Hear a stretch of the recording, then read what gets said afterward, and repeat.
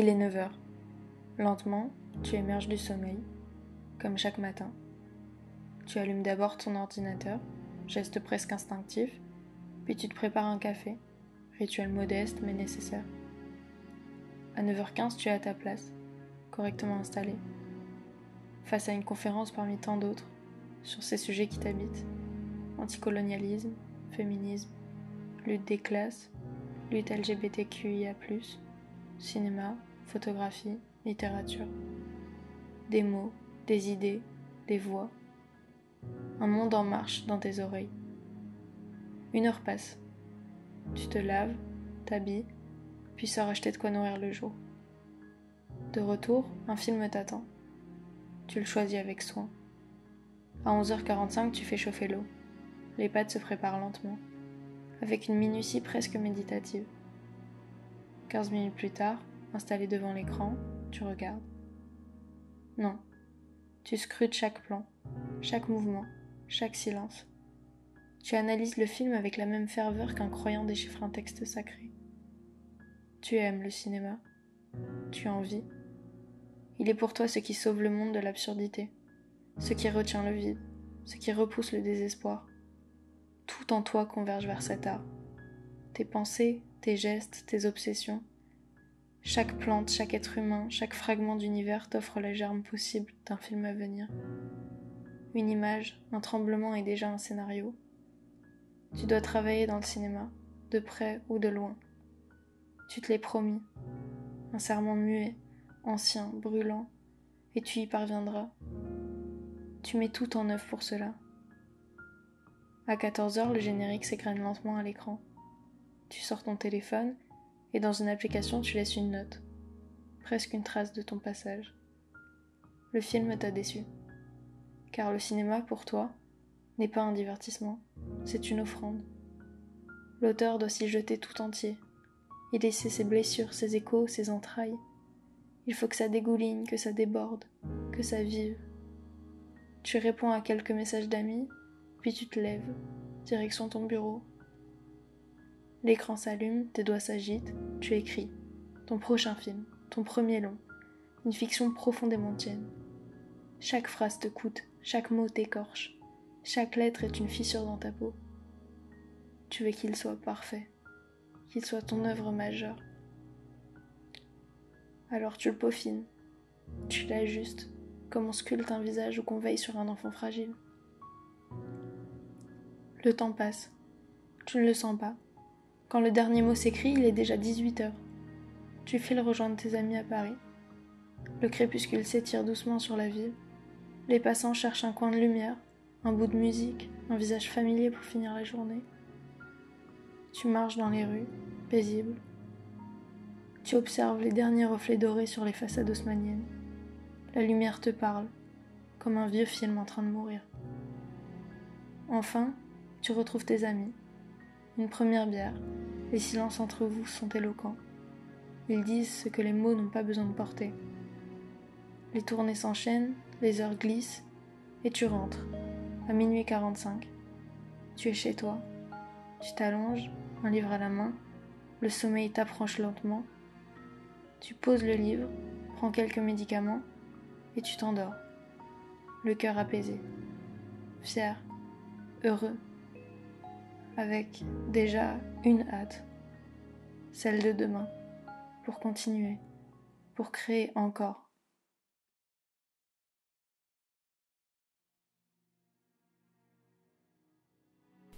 Il est 9h. Tu ouvres les yeux avec cette fatigue qui ne s'efface jamais. Tu as mal dormi. Et déjà, le poids d'une journée de plus te terrasse. Tu reprends le café froid de la veille, sans goût, sans âme. Tu allumes ton ordinateur pour meubler l'éveil. La conférence lancée t'assomme. Tu fixes l'écran, irrité par cette voix, par ce vieillard hors sol qui débite des certitudes stériles. Tu penses qu'il n'a jamais eu faim, qu'il ne sait rien de la peur, de celle qui tord les boyaux au milieu des charges de CRS, de celle qui menace de t'arracher un œil en manif. Tu penses qu'il ferait mieux de disparaître, tranquillement. Un corps de moins, un imposteur de moins. À la fin, tu te lèves avec peine, te traînes sous la douche, sors faire quelques courses. Automatisme sans conviction. De retour, tu cherches un film pendant 30 longues minutes. Rien ne t'inspire. Rares sont ceux qui éveillent encore quelque chose en toi. Tout paraît creux, inerte, juste assez distrayant pour éviter de penser à glisser le canon entre tes dents. Tu cuisines sans appétit, assis en silence sur le bord du lit, puis lance ce film comme on avale un somnifère. Il t'ennuie, bien sûr, mais tu le finis par habitude. Le cinéma est encore là, vital, mais vidé. Il n'est plus une source de joie, seulement un écran, un camouflage pour ton naufrage intérieur, un marécage de passion figée qui t'évite pour l'instant de t'éventrer sur le carrelage. Quand le générique s'achève, tu ouvres nerveusement une application de notation. Tu laisses ta trace. Tu veux prouver que tu existes, que tu comprends, que tu surpasses. C'est un concours muet entre ego, ironie et solitude. Tu végètes quelques minutes, puis tu te forces à rallumer ton ordinateur. Tu relis les phrases que tu as écrites la veille. Elles te dégoûtent. Tu rampes à travers elles, cherchant un éclat, une étincelle, mais tout est terne. Et tu te demandes, verras-tu un jour ton propre néant? Accepteras-tu que tu n'es qu'un souffle raté, que tes films ne toucheront personne, qu'ils ne seront jamais regardés, jamais aimés? Tu continues malgré tout. Tu es un Sisyphe, sans rocher, poussant ton propre corps croulant sous ton propre poids. Tes films ne seront que le reflet brisé de ton incapacité à être. À 18h, tu sors. Tu rejoins des amis. Non, pas par envie, mais par peur. Peur du temps vide, du silence, de la conscience nue. Alors tu bois. Tu cherches à noyer le vertige dans l'ivresse. Sur le chemin, chaque passant est une question. Pourquoi vit-il, lui? Pourquoi semble-t-elle heureuse? Tu plains les enfants croisés dans la rue. Pour toi, le véritable crime est d'avoir laissé l'humanité se reproduire. Adam et Ève auraient dû se pendre. Tu en es convaincu. Avec tes amis, tu fais illusion. Tu écoutes, tu ris parfois. Mais dans les silences, tu brûles d'envie de vomir ta vérité. Et tu ne le fais pas. Tu sais que tu es seul dans ta fange. Ce mal n'est pas soignable. Il est ancien. Il est né avec toi. Tu as suffoqué dès ta venue au monde. À minuit 45, tu rentres. Titubant. Les livres t'observent accusateurs. Les photos te jugent. Et tu t'écroules dans ton lit. À côté de toi, les boîtes de médicaments t'attendent. Tu les avales d'un seul geste. Sûr. Déterminé. Ce geste-là, tu le maîtrises. Peut-être le seul depuis des années.